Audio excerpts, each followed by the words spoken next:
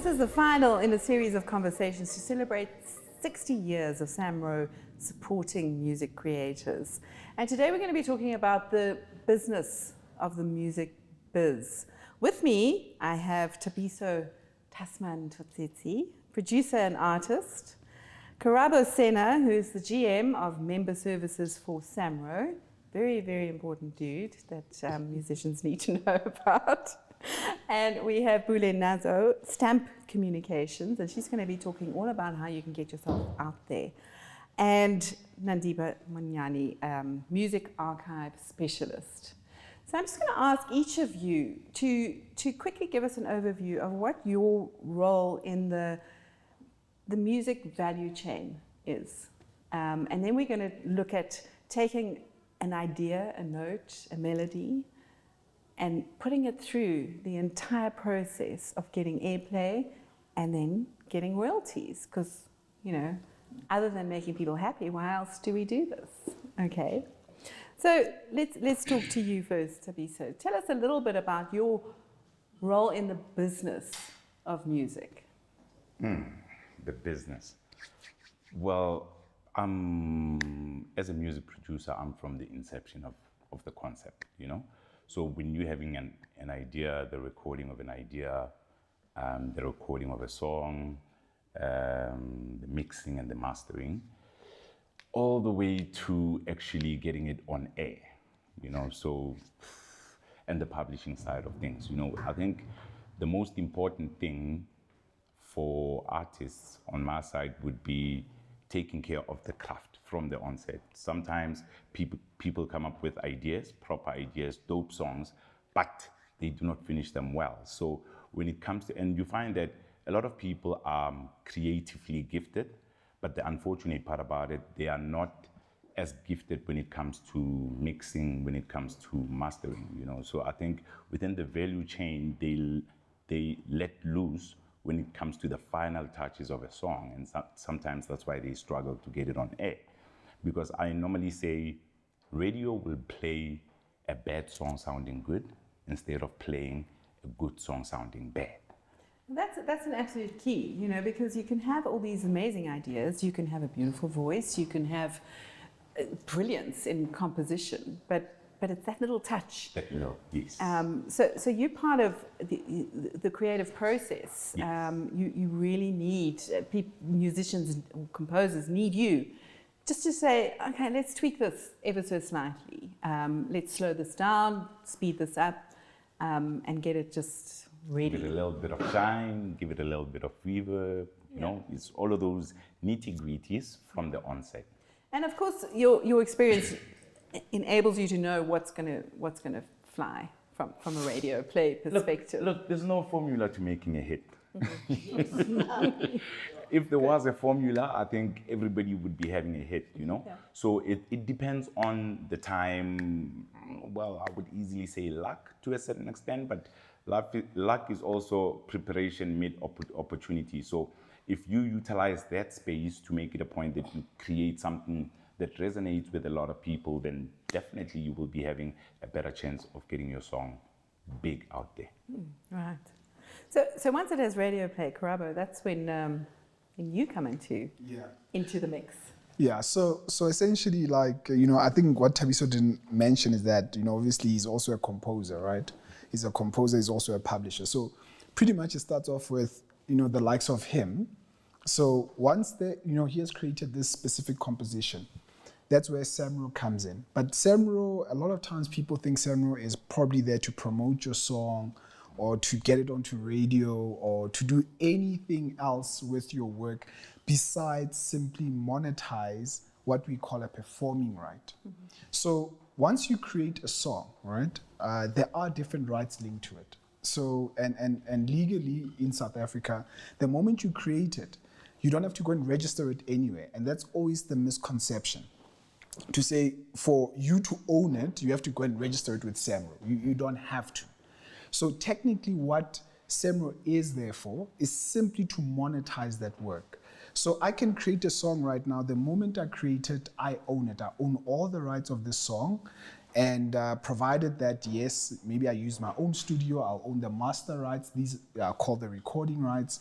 If as well, I created the composition and I also wrote the lyrics, that would mean that I also own the publishing rights. So that is normally called, the formal word is copyrighting the composition. So meaning these are the two main concepts, the copyrighting the recording, copyrighting the composition. You own this, and this is a very important part that people need to understand. So when you have a song, whether a hit or not, this is what you seek to monetize. You are monetizing copyright, not the song. The song is merely just a medium so that it gets played, of course, right? But what you really own is the rights behind that. Now, what SAMRO does is essentially then track your music wherever it's used, primarily when it's used by broadcasters. These are radio stations and so forth, and TV stations. And obviously now we also have what we call DSP, digital service providers, your Spotify, iTunes, and the likes, and even your Netflix. And then we also have now social media, TikTok and those sort. So we literally monitor that entire space, and not just local, also internationally, because some of your music can be used internationally, as we find, especially recently. So that is good for a lot of artists. So the SAMROs of this world play in that market where they say, you allow us to administer your music because you are not able to monitor your own music throughout the world. You don't have the time for that, first of all. So your focus as a creative, you need to focus on creating, not necessarily, like Thabiso's already mentioned, if your skill is not on mastering, give it to somebody else to do. So the same thing happens with monetization of your copyright. You give it to the likes of SAMRO. From there on, we seek to monetize it. And monetization means we actually charge a license to the user, and the user pays that license fee. From that license fee, then we simply then pay royalties based on that. And the big thing I need to mention is that licenses or royalties are paid on utilization. So you can't simply say, my song played on, let's just use 5FM, on 5FM once, then you expect to receive 10,000 rands. It doesn't work like that. So that's very important. So the likes of people that get 10,000 rands, you'll be shocked how many times the song has to play. The likes of people who get even 1 million rand, you'll be shocked how many times their music has to play. But what SAMRO has as well, just in short, we've got the rates, what we call the unit rates, as to how much we pay per second for every radio station and TV in our SAMRO portal, so people can get access to that. So I'll share more as we go on. Yeah, absolutely. That was an amazing explanation. I'm going to skip you, Bulie, because I want to go into Nandi, what your role is within SAMRO and as a music archivist, how that plays out in this value chain. All right. Okay. As a music archivist at SAMRO, we have about 64,000 music, which is in our archive. So I look after that in terms of preserving the music of the members of SAMRO and also promoting it in order for it to make money for the members of SAMRO. And how do we do that is that, like, for example, I'll give an example. If there is academics who want to do research on a certain artist that used to be a member, maybe that's no longer alive, they can come to our archive and view the music and the books that are there about the artist. For example, we just received a PhD, their work, because they had actually done a research on Princess Magogo, and she has finished her PhD. So she sent us her dissertation, and it's a beautiful thing because she thanks SAMRO because some of the information that she had, she wouldn't be able to get it anyway on Princess Magogo, who is our national heritage. So it's kind of the work that we do, that I do as a music archive specialist, and we also encourage the younger artists to take archiving as an important thing, because it's important to have your music sitting somewhere being archived in order for it, even if you're no longer there, your music can still be accessed by people who want to study your music. You know, and at SAMRO we recently did a project where we are transcribing indigenous works. You know, it's people that you would never hear of, and it's works that were recorded by people who would come from Europe to actually record South African music, and you would never access that music anywhere because it belongs to them. Now, we have people at SAMRO who would be able to access that music and study about those artists. So that's the archive work that I do at SAMRO. That's such important work. You know, we talk about then and preserving our history, our musical history. And then also we talk about now with young musicians who kind of just keep going and possibly lose their music. Yes. You know, your computer crashes. You know, that's the thing that happens these days. And actually, if it's deposited at SAMRO, if it's archived, we have access to such a wealth of creativity and amazing beauty.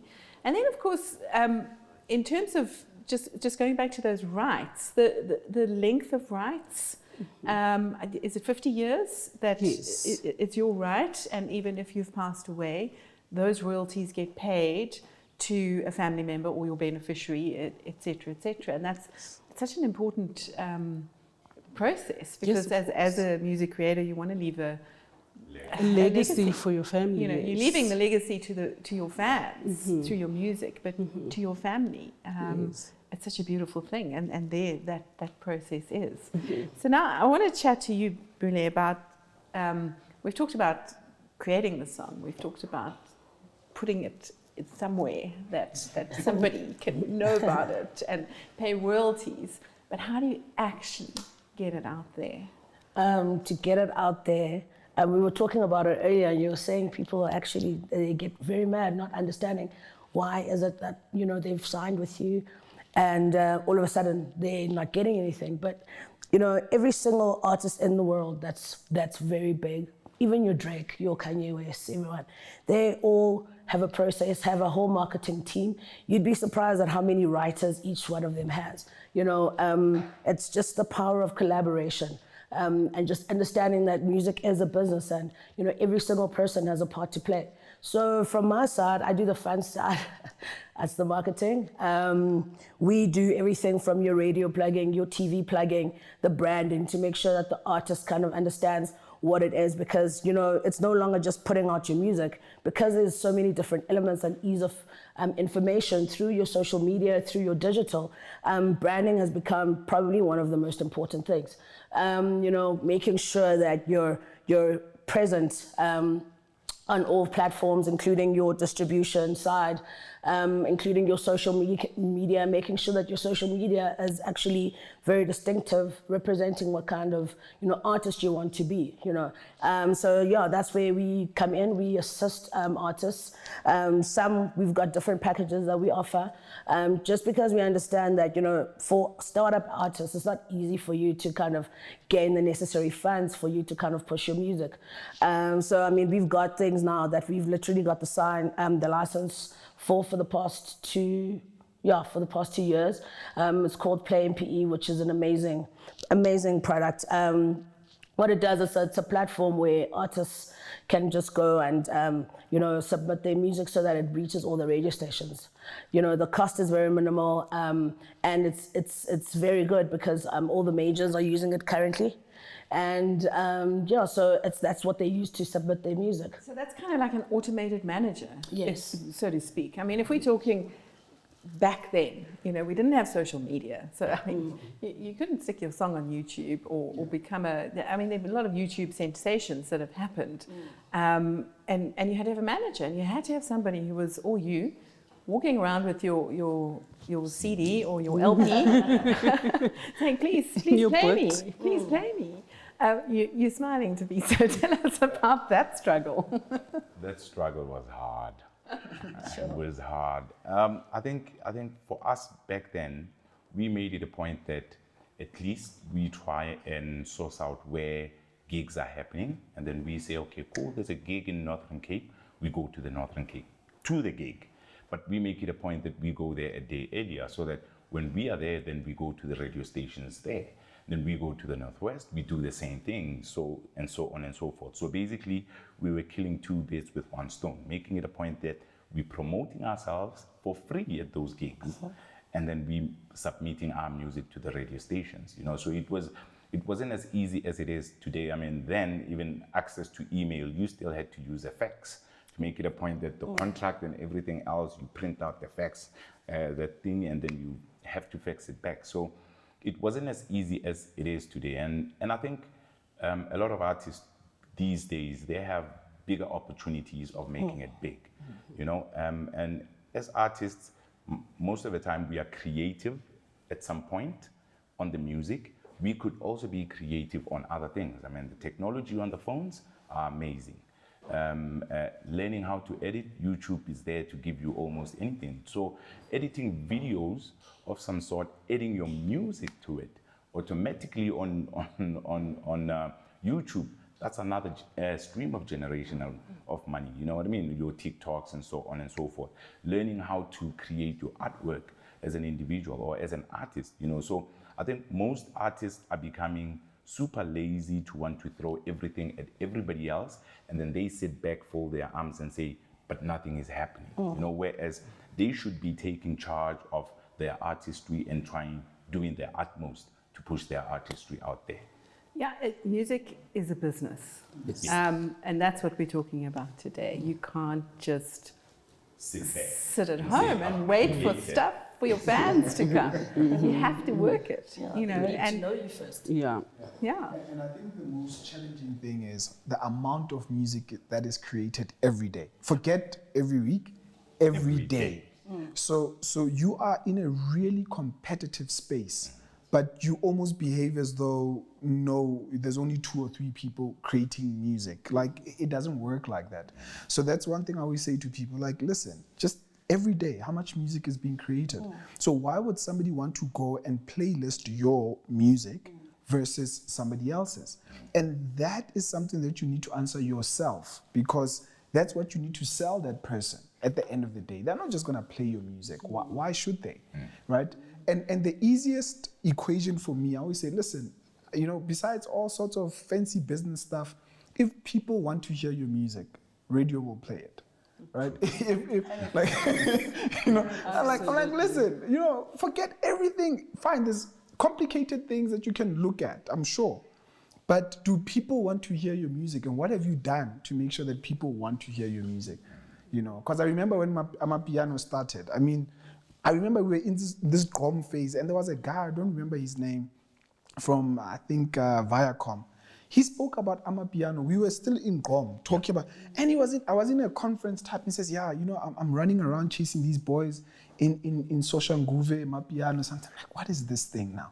And look at where we are now. Look at where we are. So what was that? How did that just explode? Let's talk about this Amapiano. Uniqueness. For starters, I think a song always blows up because it's unique. So the first people who actually thought, I would easily say Amapiano was started by Mtuma Silela. There's an album, LM Jams. That is, to me, the beginning of Amapiano. And at that point in time, I was not in the mainstream industry yet.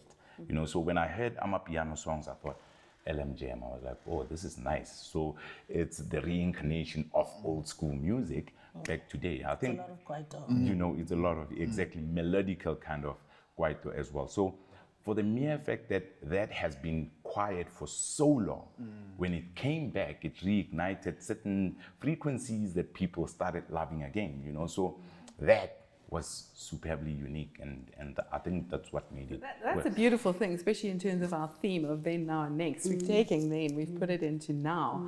And we have spoken about the evolution of music and how it does evolve, and how you pick up this aspect. And I know when we look at archiving, the indigenous music, that now we have recordings of it. Is there a possibility of someone now taking some of those old songs that'll just stir your soul because it's been stirring souls for forever, and bring it into the mainstream. And that's just a beautiful possibility. No, I actually think there's a revolution of artists who are looking back into using even instruments, not just the music, instruments that were played in the olden times. Like you see a lot of people playing uadi now. You see a lot of people playing omamkhorong, like all those indigenous instruments. And it's young artists that actually even go to varsity to study this kind of music. So I really do agree that there is that revolution of looking back, into where you come from in order for you to know where you are going. It's actually a concept called Sankofa that I always talk about, but it is a revolution that is happening, and people, you see a lot of young people remixing songs Gamadosini, and you think that the importance of archiving this song is that people wouldn't be even knowing how to listen to them, what kind of sounds do they give, and what's also important is that you find that there's a lot of young people, even outside of South Africa, in Germany, for example, who are doing rave and they are using indigenous music from South Africa, because they have access to ILAM in Rhodes, and they take that music and it's going crazy over in Europe. And I know that usually things, they start over there and they come to us, whereas they come from us, I know that wave is gonna come. I am waiting for a time where Black Coffee is sitting on a Madosini song, and it's probably going to happen. And that's the importance of archiving music, so that people can have something to reference to. Absolutely. So let's go back to, you've got your unique song, okay? Maybe you've created something completely new from something old, and that's really cool. And you've got to get yourself out there. In the old days, you had to have almost a personal relationship with the DJ who was playing your music. Now we have social media, and it's not so much personal, but you're out there. So Bulie, tell us, what, in your opinion, and I'm putting you on the spot, apology, what are the elements that you need? You need a good song, you need a unique song, you need to make music that people want to hear. How do you tell them that they want to hear it? How do you put it out there? Do you need to be really funky and wear great clothes? Do you need to have a really cool personality? What is it that helps you to get out there? I'm so happy you guys touched on the Amapiano thing, because if you think about it, some of the biggest Amapiano songs, you don't know what the person looks like. You don't. Like a lot of, so many of them, you're like, ooh, You don't even know the name of the person. You don't know. It's because the music, like it depends what genre you are in. That's also very important. If you're hip hop, you have to have the look. You have to have, the latest trendy looking, everything, like, a style about you. That's what hip hop artists and they consumers, that's what they want to see. But Amapiano, it's just the music. That's the most important thing, which is amazing. And it's such a phenomenon for everyone, because it just came into the scene and it was the uniqueness again. So a lot of it now is all about how you distribute that music, for instance. So you need to kind of go get it registered on all the DSPs. You need to, the challenges are doing really well everywhere now. Some of the biggest songs are actually have made even more impact because of the challenges on your TikTok and your social media. So a lot more top heavy on your social media and your digital, and they like to call it the streets. So whatever it is that's happening on the streets, that would be now, kind of submitting your music to, really key influencers, which is something we also assist our artists with, getting the right people to hear, the test makers of music. They're the ones that kind of need to get the music first, including your compilers, your radio compilers. So yeah, that's what it is. That's the most important part, is getting it, enough rotation on your radio, enough rotation on your social media, versus like for the TikTokers, a lot of the guys that do content creation, getting your music out there to those people. That is the most important part. Influencers on the new DJ. Is this Yes, it is. It is. And really, it's a matter of, we all know influencers get paid for doing things that they do, but but then you've got to have this kind of really amazing thing that they just want to put on these on their platforms for free, because you don't want to have to pay them to do it. I think one of the other biggest things is that most people also, even today, right, they know the SAMRO. And most people, after they have created their nice song, mixed and mastered and everything else, and they start distributing it without even registering and doing the relevant things. You know, I would easily say the best advice would be, once you are done with your song, firstly register it accordingly, get the splits accordingly proper from the onset before it leaves the studio. Because a lot of people, it leaves the studio, and once it's on air, once it's creating waves, and then they start fighting about it. He stole my song, this, that, you know, then it's a problem. Then automatically you go to SAMRO, SAMRO says we freeze this. No payments, no nothing, and then you say SAMRO doesn't want to pay us our money. You know, so I think people need to, from the studio, get the rights organized proper, the splits proper, and then from there onwards, 30-second clips. A lot of people give out the whole song for free. It is a business. How do you give out your whole song for free? If you're giving it out, the complete song for free, give it to someone who's going to play it. Give it to a DJ. Give it to a music compiler. When you give it to TikTokers, give them 30 seconds of your song. This portion that you think is most important, that you think it will rock the people, then you give them that 30 seconds. And that's a tool of marketing your song instead of giving out your song completely for free. That's incredibly sage advice. I mean, they don't need the whole song for TikTok anyway, do they? Exactly. Yeah. And that if you send them that little hook to get people hooked, that's very savvy, you know. TikTok actually, they do it for you. So if you submit your music, and it actually depends on which DSP you go to, and they submit your music first to TikTok. TikTok does it for you, and they give you a particular link that then you can share to people, so that you'll be able to track your music easier and to get the royalties. So it is definitely something that they use, and then they prefer you to do the challenge yourself first and get a few, but then some content creators want to do it themselves. So it is definitely something that they do. Yeah, because that's what they want you to use, that so that you can make money. They're for you to make money. I mean, the bottom line is there are systems in place that are really, really there to help music creators to win in the business. So don't get over enthusiastic when you leave the studio. So I just wanted to lead on what Thasman spoke about in terms of just making sure that the spreadsheet is done correctly. So this is a topic that most people never spend time in, right? And purely because it's the boring part of creating music. I mean, we are all friends. Let's imagine we all create a song. We are all friends, and then we know who contributed the most, right, in the song. But for some reason, what always tends to happen, and I've seen it happen even with songs that won some awards, right? Because you only learn of it afterwards when the song now is making money. Then people sort of like, no, we don't do this thing. And then when it goes to SAMRO, we sort of designate it to maybe a publisher or maybe Thasman, just go and register it. Thasman gets there, he just puts maybe 25%, right? Meanwhile, the main person who contributed to the song is expecting 50%. I say, but guys, come on. I did most of the work. We all know this. But that's not what happened, right? In effect. And the challenge is that if you fail to take that part seriously, that means that's the biggest part of the business, because it's like now you are agreeing to something. And I mean, if you go to the SAMRO website under forms, there's a spreadsheet. You literally, it's a simple document. Name, ID number, and people sign their shares on it to say it must just be 100%. And you use it everywhere. It's not just about SAMRO, it's anywhere, because your song can be taken down from a DSP even, right? If there's a conflict, like your song could literally be removed to say, listen, take it down because there's some issues on the song.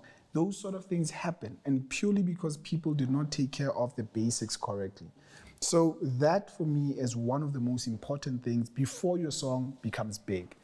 The biggest thing is that once your song is big, everybody wants a piece of it. No one is willing to take a 5%. No one is willing to take a 2% in a song. So everybody wants the biggest share ever. and people are not realistic to their contribution. When you sit with them, you can get a sense of, yeah, I know who contributed the most, but nobody wants the smallest slice. So it's always good to get that done in the beginning so that later on, there's no stories about, no qualms, then everybody gets their share. And some songs, let's face it, can be big for the next 20 years. You don't know which song is that, right? You could have made that song, but you are not aware. So at the end of the day, just make sure that the paperwork at least is sound. Let's stay with that level of everyone's contributing.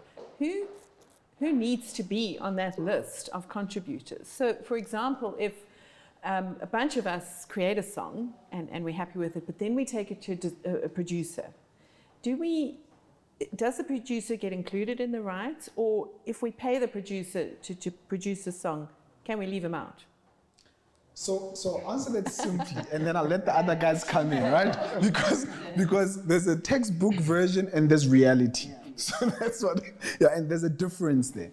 So the textbook version is that the creators of the work. So when we talk about creators, we are talking about people that created the melody, people that created the composition. So took the melody, made something of it so that now it's musical.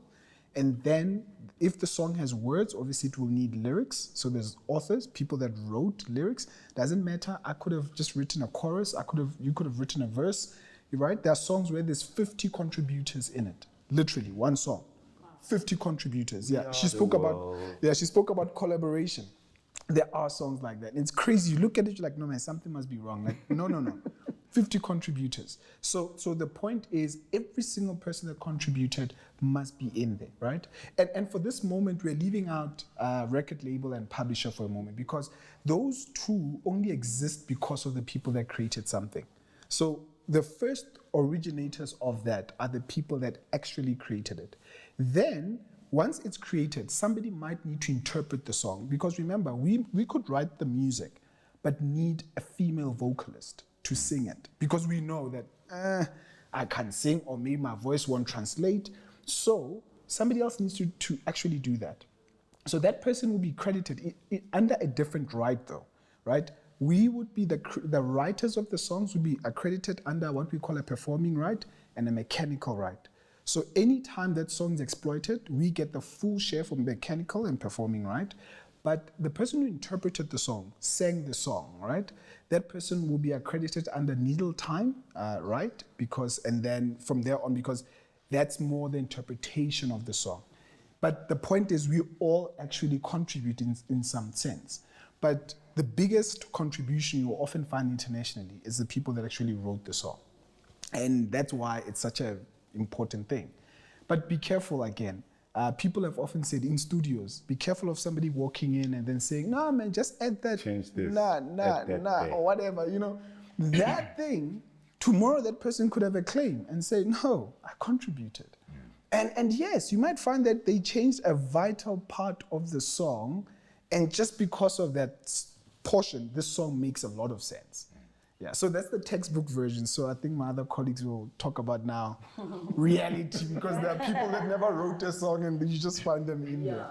Yeah. No, and on the other hand, it's a 50-50 split. So there's composition and there's author. You see, so anyone who contributes within the writing of the lyrics would be on the 150%. Anyone who contributes within the composition of the melodies would be on the other 50%. And then those that come later, like Karabo has said, like a session musician, they find the song written already, but then they come and lace their voice on top of it. That's when it goes to needle time. And then they will, and if I call a session musician, they also go to needle time. They didn't compose. I composed the melody and everything, but I said, please come play it live with a live bass or a live guitar. Somebody come add other melodies or a solo on my song, that would go into needle time space. So there's a lot, there's a lot of splits and a lot of things get... And sorry, in terms of your question, you can actually pay somebody so that they don't, you're actually buying almost that melody, that or the composition. that composition, whatever that creation is, you can. So there are session agreements where you cede your contribution. So I can literally say, listen, I know you play this piano, like I never thought of that, right? You just walk in there, you're a session musician. And I'm like, okay, fine, listen. And this guy just comes with these keys. I'm like, geesh, this is good. Like this. I like this. And literally, there are agreements where you can actually give this guy this agreement. You pay them up front, and they will never be able to claim any rights to that song. But that's a very important thing, Yes. because once again, when you're doing this creation, you have to understand who's doing what and who has rights to what. And that dude who walks in and says, hey, do that, you need to say to him, thanks so much, please sign here. I'll buy you dinner. Thank you for your contribution. Then just in terms of versions of songs, I mean, we know there are numerous famous songs that lots and lots of different artists then go off and perform their version of it. So the composers will always get their royalties on that. Also dependent. I think Kanye West, if I'm not mistaken, at this point in time, most of his samples, he samples other people's songs, but he buys that portion of the sample. Meaning, for as long as I've used this sample for my song, everywhere my song plays, you're not getting royalties from this song. You know, so it depends on how you also, like Karabo is saying, depends on how you agree with the other people of the or the composers of the song. You know, so I guess a clever person, knowing how popular Kanye West is, would charge him quite a fortune for that little portion. you pay a fortune. Yes, okay. So I just want Thasman to share, because they also did a couple of samples in their days and they got into trouble. So maybe you can share what you guys did and what happened. You know, me and Jabba, we did a song called Jabba. Jabba, it's heaven, must be missing an angel. We sampled that song, perfect. The song is nice, it's playing everywhere on radio. Jabba said to me, I'm gonna clear the sample. So I let go, I'm like, okay, cool. Him and the record company will clear the sample. It's playing everywhere. SAMRO royalties come, I'm happy. Big chunk of money. I'm happy, I'm thinking, we're splitting 50-50 on this. Big chunk of money. Second check comes, big chunk of money. Okay, hey, this song is a great song, you know? Until a sync deal came. One product wanted to use that on their ad. Their ad comes out. Actually, before the ad comes out, they say, okay, we want the original owners to also sign. Only to find Jabba didn't clear the song, so we do not have clearance of the song. So from that sync deal amount, we were given about 5,000 each, right? After that 5,000, then comes SAMRO. They went to SAMRO as well, and they said, the song is ours and we want 100% of the song. If anything, we will give them 5%. I was owing SAMRO for the longest time, because time and again I get a check, I get a statement that says you should be paid however much, but I'm not getting paid when I call.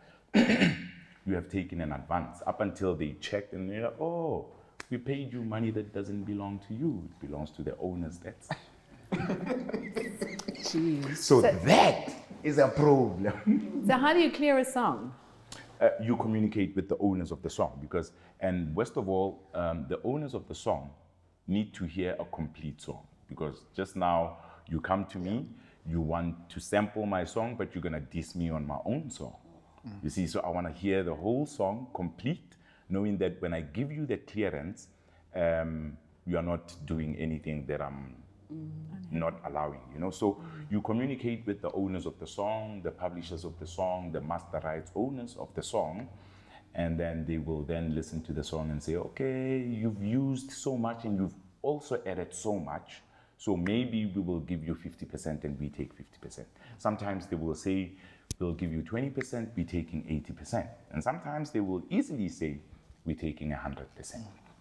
Which is when you don't release the They song. will, no, when you release the song, because they will say you will get popularity from utilizing the song. So we taking 100% of the performance of the song. And bookings, because you're gonna get bookings from. It's like Juice WRLD. It's Juice WRLD. When he sampled Sting, is it Sting? That I'm very bad at singing. But you know that song, yeah. So he sampled that song without clearing it. But I mean, it was such a big global hit. But I think they are taking 100%, so which is fine. But he ended up being so famous, gigging all over the world. So I mean, it's better to ask for forgiveness, I guess. You can ignore what you just said. Just on this platform. It's the wrong thing to do, but it works for him. Yeah. You know. Okay. No, that makes sense. Let's talk then about indigenous music. So we're talking about you can't necessarily clear those rights. Mm-hmm. Well, if the artist has passed on for over 50 years, it's regarded as public domain, then you don't have to clear the rights, but you have to notify SAMRO of what you are going to do. But in cases where the artist is still alive, you have to clear the rights with the artist. And also, if the artist is not alive and they have rights holders, you have to speak to those people who are rights holders to those works.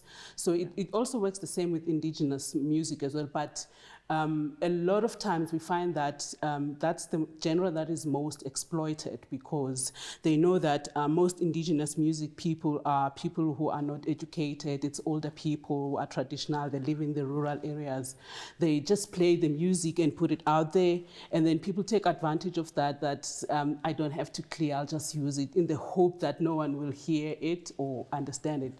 But it's I know, like, for example, Matosini has always been complaining that her music is being played even overseas, but she doesn't get any royalties out of it, And that's the sad thing about the indigenous music genre, is that it's the least looked down upon genre, and then people like to take advantage of that, of those artists. But I mean, with social media now, you play somebody's song and we hear it on social media and we run after you.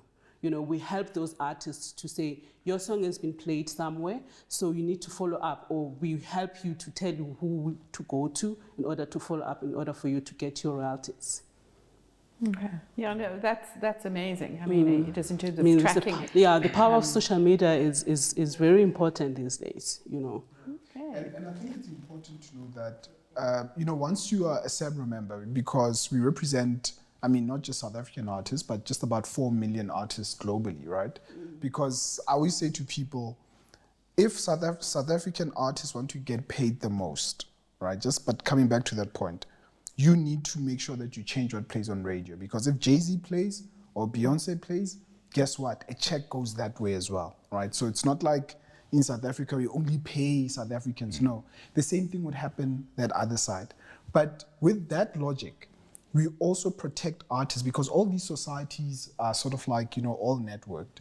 So we also seek to protect artists from infringements. Yeah. Because you get people that use the music. So once as an artist, you can actually submit a claim.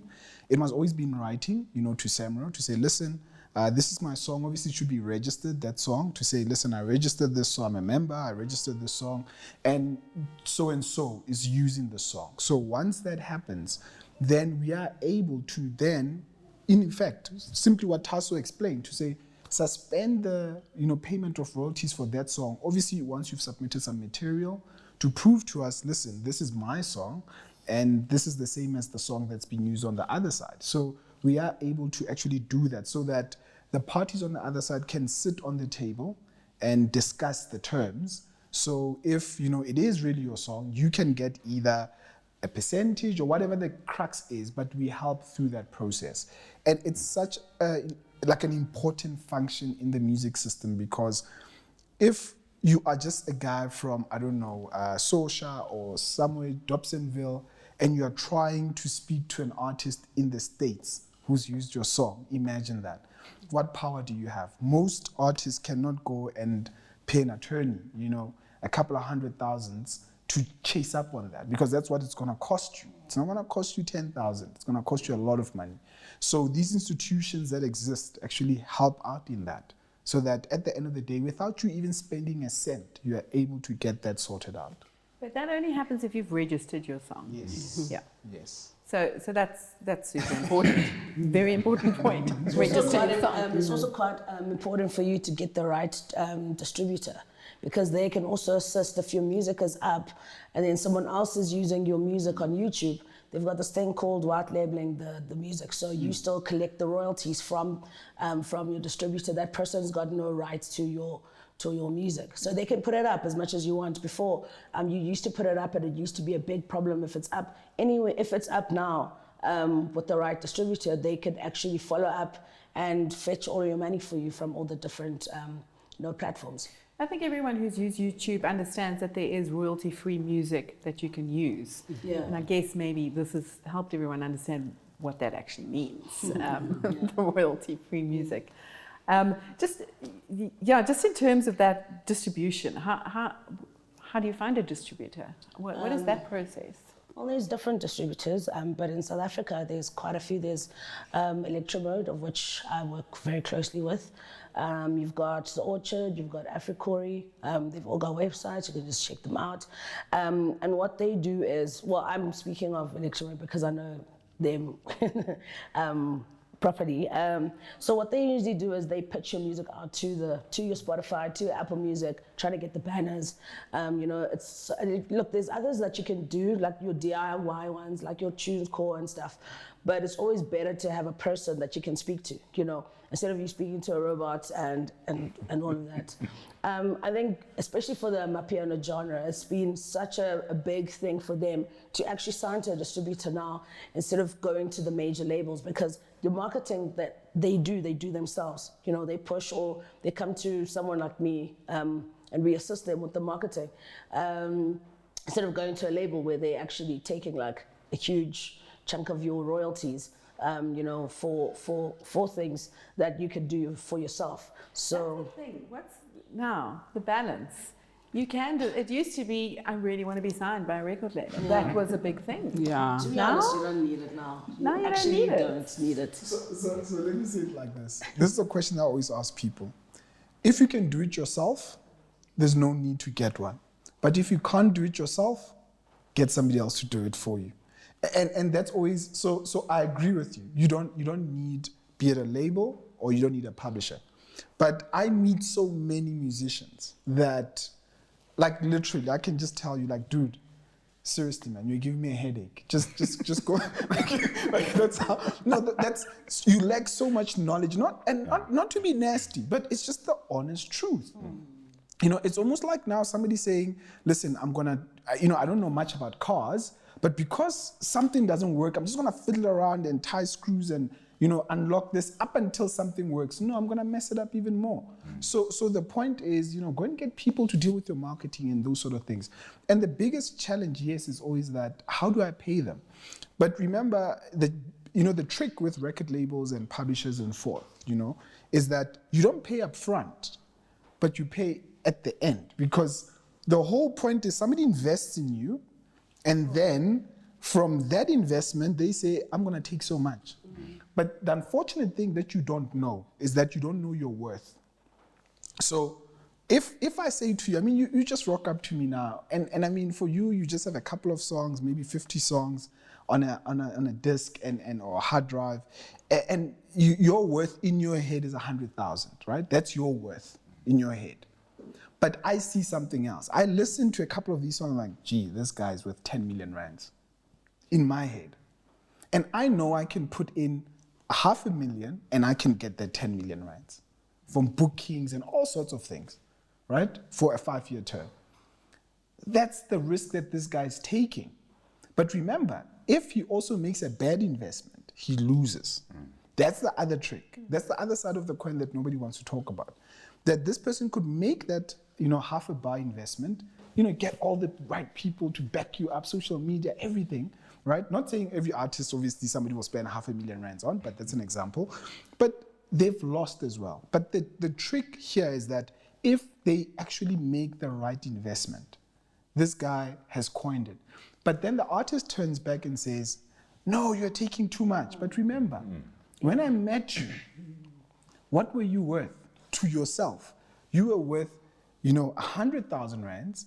You had no clue of this. Now you are making $500,000 in a year. Now you are complaining because I'm making so much. And that's where the problem comes in. So the trick is you need to be able to value yourself correctly in the beginning. So whatever arrangement you're going to sign for, you are really clear to say, listen, based on my valuation, but most people overvalue themselves, so be conservative with yourself. This is what I think I'm worth. And then you'll negotiate what are the terms, because all of these things are based on agreements. That nobody has the same agreement. For most people that have valued themselves well, there's always differences in the agreements, and because they negotiated, you say, no, I really think I'm worth this much. You can't take so much of this. I'm willing to give you so much, and that's the give and take.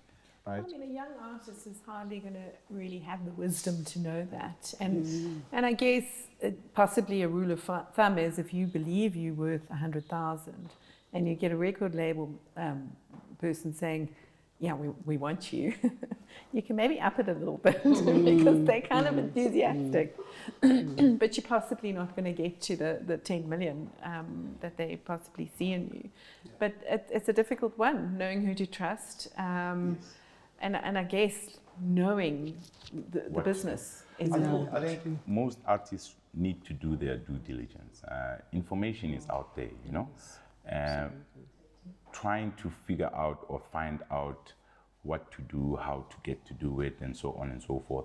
Aligning yourself with relevant people. I think if you have dope music, it's easy for someone to want to listen to you, and they can easily give you advice. I mean, it may be a 5-cent worth advice that you can grow in your head to becoming a 10 million rand advice, as long as you are doing your due diligence. Instead of jumping into a boat where you don't know where this boat is going, you're thinking wherever it stops, I'm gonna get off, only to find it's taking you back where you started. You know what I mean? So most of the young artists need to do their research, and finding information these days is simple.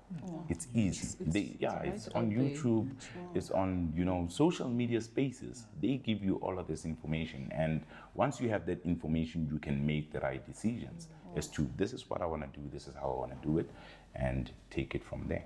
Yeah, and there's so many scammers out there, which is why information is so important. Your research needs to happen. I mean, how many, I think probably 5 times a week, I will get someone saying they were scammed by this person. I had this guy send me a bunch of WhatsApp messages saying he got a message from Elton John. I'm like, really? And I swear, it's a real thing. He got a message from Elton John, and Elton John is wanting to sign him to Universal. So he's like, we're gonna give you a contract worth $5 million, but now I'm just like, really? Just think about those numbers yourself. I mean, does this sound, and the thing is, we're gonna fly you to America and San Francisco. We're gonna do this to do the contract. So you need to send us $5,000 for us to kind of as surety that you're not gonna disappear on us. And you send me this thing, and I'm like, I read it and I laughed. I'm like, dude, come on. No, honestly, does this look real to you? And there's so many of them out there that are just using it to scam desperate artists. I've got so many people that have been scammed by people saying, we promise you that we're going to get you airplay on these stations. And I'm like, no one can tell you that. They can't ever. Yeah. 100%. Yeah. That happens so often. Crazy. Yeah. You can't promise that. You can go to a radio plugger, that's what we do. But we have relationships where we speak to the compilers and we do this. If your song doesn't work, it doesn't work. But there's no ways I can say to you, I'm guaranteeing you this. There's no such thing. You can never do that. Yeah. And so you many. Don't own the station. You don't. There's people that are actually in stations to make sure that the right music is playing. The right formats. We also give a lot of guidance to a lot of these kids where they come and they're like, okay, we really want to play it. This song is great. My friends, everyone. I'm like, no, but when's the last time you listened to radio? In your head, do you think this song is gonna play after a Jay-Z song? In which world do you think that's going to happen? Let's go back to, speak to a proper producer. We've got quite a few producers that we work with. We're like, okay, this is the sound that you're trying to go for, and these are the stations that you're aiming to go. Go back, let's just go back to the beginning, because yes, you're talented, but now you're playing me music from 2010. no one's going to want to listen to this. It's not going to happen. We try and advise as much as we can. Look, I've gotten it wrong once or twice because, I mean, making a hit is a difficult thing. But I think, you come to us for our expertise and we try to guide you as much as we can. But some people, we're like, no, this is definitely never going to work anyway. I think it's all about knowing your audience as well. Yeah. And sort of your genre. So, if you're playing indigenous music, the chances of it being played on 5FM are kind of slim. Yeah, absolutely. So you need to understand absolutely who's out there and have the correct expectations. And as you said, it needs to be relevant. It needs to be now and preferably unique and forward-thinking, next-thinking. Yeah. I think just to add to what Thasman was talking about, now I'm speaking as an artist. I think it's actually very important to do your own research, as an artist, to know exactly what is it that you want to put out there and who you want to talk to, so that, because there's as Karabo was saying, there's lots of artists out there. Why must a person listen to you? So you need to have your own unique voice. And I believe in old school because I'm an old soul, but that thing where you develop your own audience as an artist, I really do believe in that. Get people who will be your champions, who will be talking about your music, because, like, for example, a person like Saki, I think when she started, she had that idea where she would have people from East London following her to perform, and she would have shows where she's dedicating to her fans, specifically that should give them exclusive. And I think that nowadays people just want to put something out there and they put it on social media and they think that it's going to blow up. But no, you have to do your due diligence, have that mentality that says, I'm targeting these people and I want these people to talk about my music. And in that sense, when people are talking about your music, 5FM is going to say, who's that? And then they will come to you and say, okay, can we play? Like what happened with Nakane. I knew about Nakane way before that he was big, because he was out there talking to his people that listen, that like his sound, and we were talking about him all over the place. And then people actually finally, they said, okay, let's give a chance to this guy. Who is this? And he blows up. So I think most artists, they need that thing of, hey, do your due diligence, just find out what is it that you want to put out there and be sure of it and stick to it, In the long run, you can change, but people must know this is your sound. This is what you talk about, You're saying in the long run you Maybe can change. if you want, people evolve. There has been this myth that says follow the trends that are happening now so that you can follow your path at a later stage. That's suicide, according to me, because you start something, I like that something, the minute you switch, I'm not gonna follow you because you sold me this. Now, this that I bought into, the minute it changes, like you start Amapiano, and I love you as an Amapiano artist, the next thing you coming here, you're doing Afro Soul. I think it's weird. It's like, I don't see you in that space, That's why I say, changing later, it's suicide.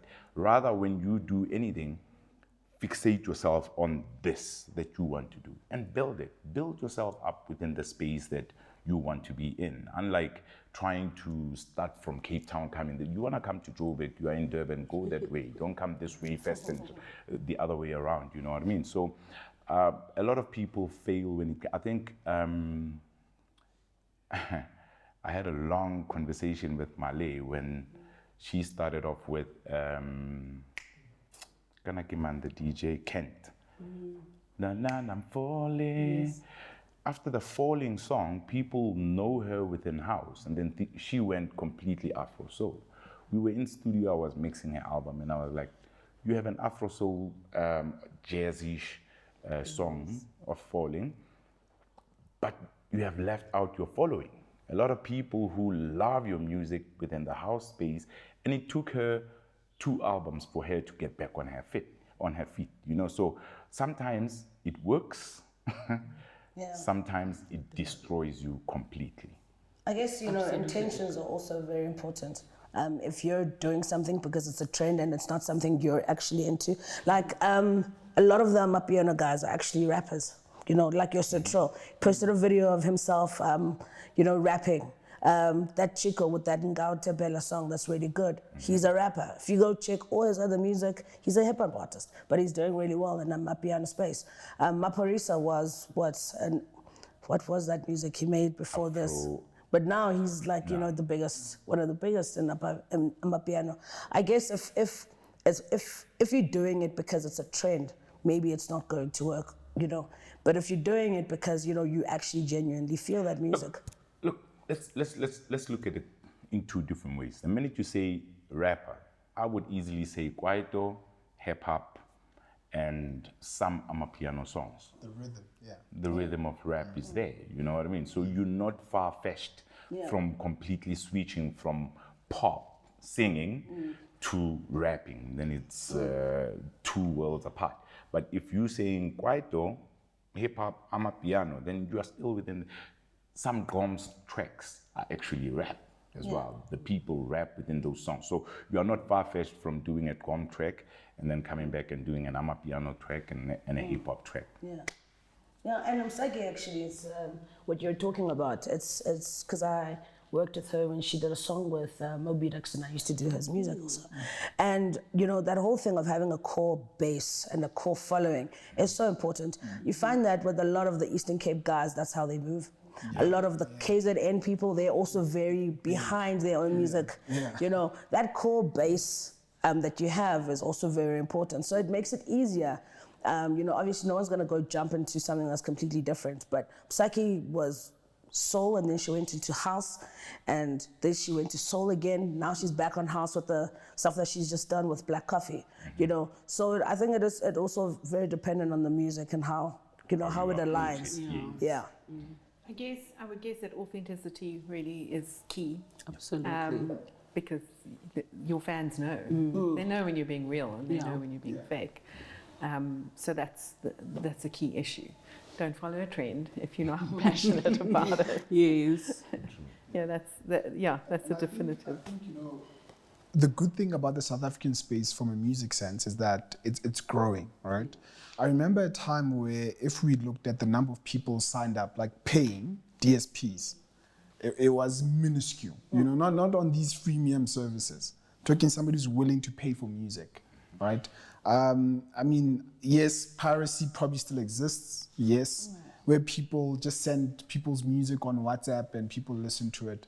But more and more, I meet people that, you know, it's more like, no, man, you know, I'd rather have quality because people are appreciating that. Say, no, I want to listen to the authentic thing.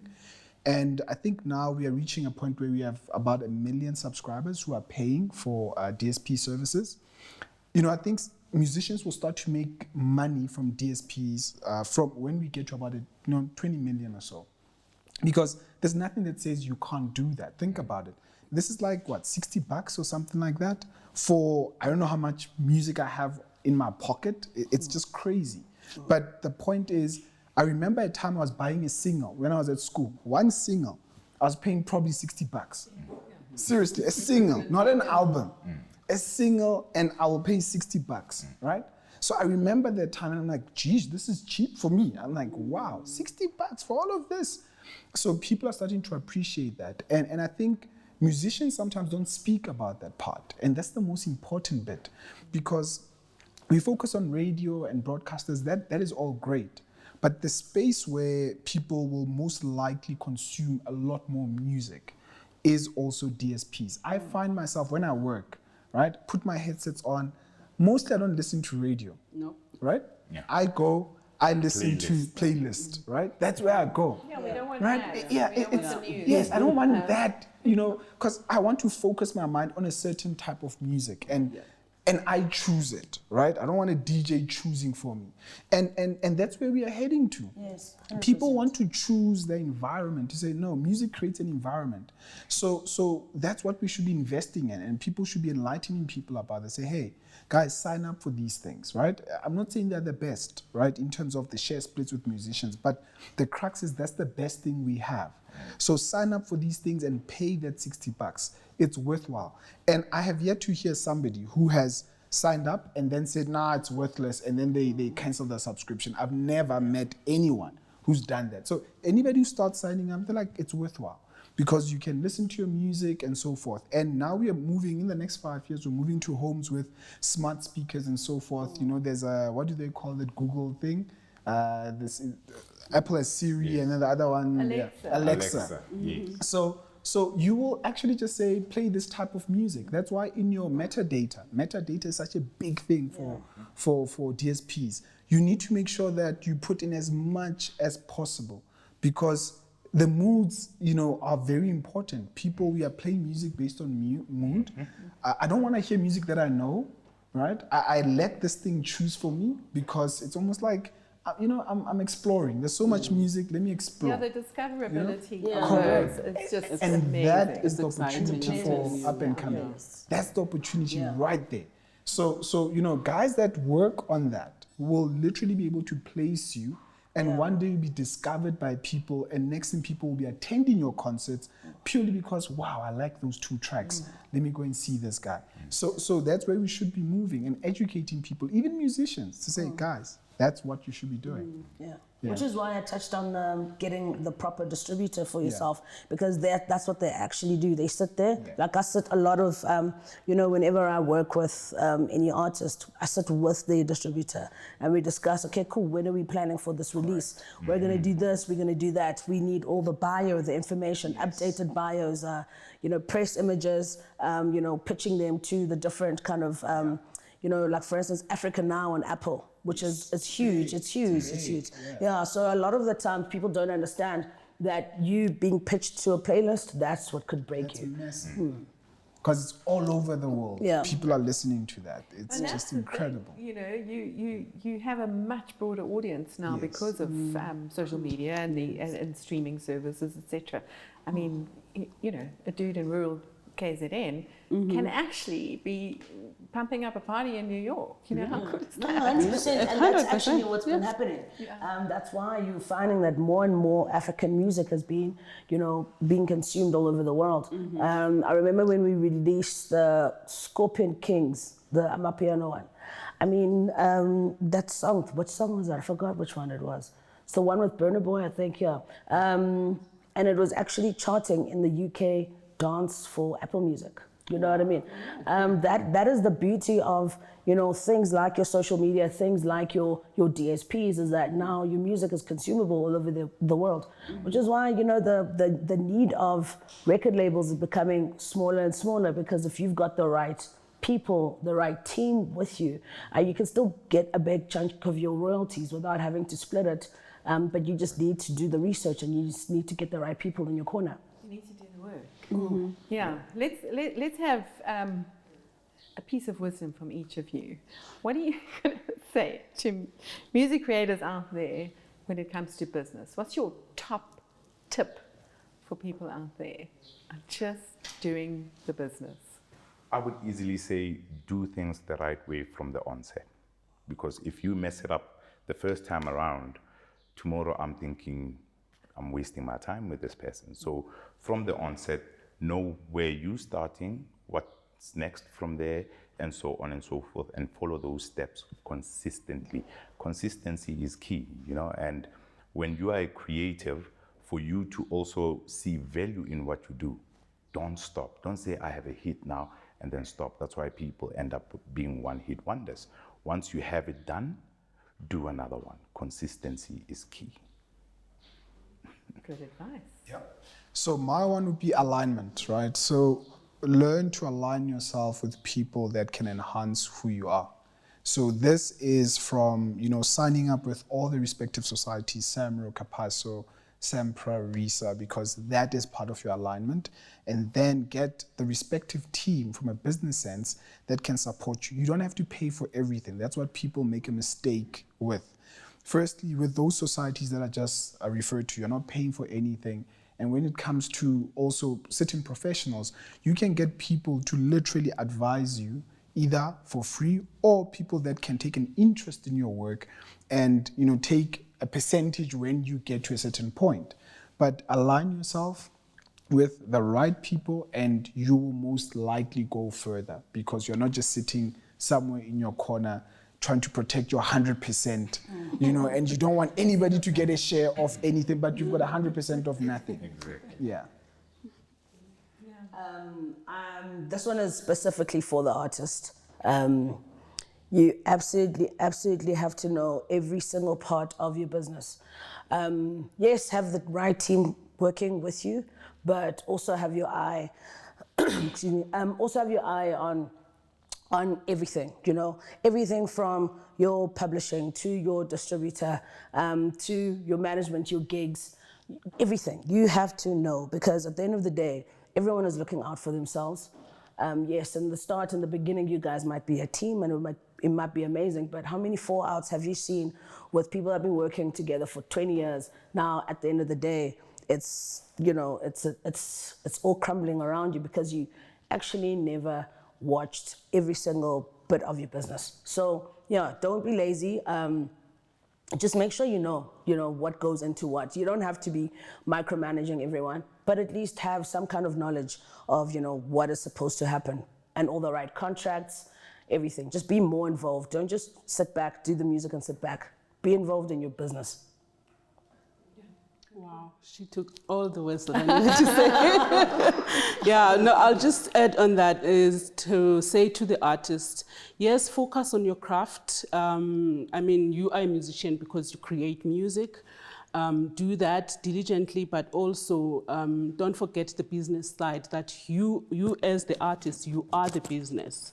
You know, you are the brand, and it's important that the people around you eat and have like a salary at the end of the day because of you. So it's important to focus on yourself as well as a business. You must know how to do an invoice, for example. You know, you must know how to apply for funding, as in, don't just let that be somebody else's job. I think most of the artists, they tend to neglect that side and just focus on being a creative. There's nothing wrong with that, but I mean, you need to balance these whole things. That's what I'd say. I think all artists really battle with the business of it. Yeah. You know, it's any kind of art that you create, you're putting your soul out there, and it's very hard to say to someone, "Hey, my soul's valuable." We're all a little bit insecure like that. Mm-hmm. I mean, we know we have divas, etc., but I think at base, it's quite difficult to say, "I'm worth this," and I think that's why organizations like SAMRO are so important, because SAMRO is saying you are worth it, and all you need to do is register your song, and we'll find it for you, and we'll give you royalties, and you've got the distributor, etc., etc. It's all about collaboration. I think that's at the end of the day very important, mm-hmm. and looking to other musicians or other music creators for advice. You know, I know you have. Helped a lot of younger musicians just with, you know, just saying, hey, let's bring you up. Even when you're producing for them, it's just giving them little bits of advice to say this is going to work for you. Go there. And I think mentorship in this space is really important. Yes. And I think that older musicians or more experienced ones should reach out, and younger ones should ask for help. Because we can't all do it alone, can we? I think we are done for the day, and thank you so much. I hope everyone learned something about the business of music and learned that you have to really put the work in and cross the T's and dot the I's. And then we can make music. Thanks, everyone. Thank you. Thank you. Thank you for having us.